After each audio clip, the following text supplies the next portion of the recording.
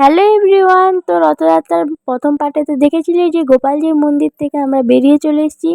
আর দ্বিতীয় পার্টে দেখাবো যে আরও কি কি দেখলাম। তো আমরা গোপালজির মন্দির থেকে বেরিয়ে আমবাগানের ভিতরে পাশে পাখি মেলা দেখতে যাচ্ছিলাম। আর এখানে দেখো কত সুন্দর সুন্দর দেখতে কত পাখি।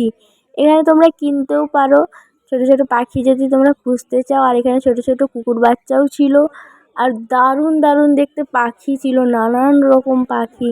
আর কুকুর বাচ্চাগুলো কি কিউট ছিল। আর এখানে দেখো এই পাখিটাকে দেখে না অবাক হয়ে গেছিলাম, পুরো ময়ূরের মতো পেখম মেলেছিল, দারুণ দারুণ দেখতে ছিল। আর ছোট ছোট খরগোশ বাচ্চাগুলোকে না মনে হচ্ছিল একটু হাতে করে নিই, একটু চিটকু করে গুলুমুলু গুলুমুলু করে দিই, দারুণ দেখতে ছিল। আর পাখিগুলো কালারিং কালারিং পাখিগুলো অসাম ছিল, অসাম। তারপরে এখানে আমি আমার বরকে হারিয়ে ফেলেছিলাম। দেখো আমার বর আমার রইলো না, অন্য কারুর অন্য বরের হাত ধরে ঘুরছিল। তারপরে এখানে অনেক কিছু খেলাম। নেক্সট পার্টে আবার দেখবো, টাটা।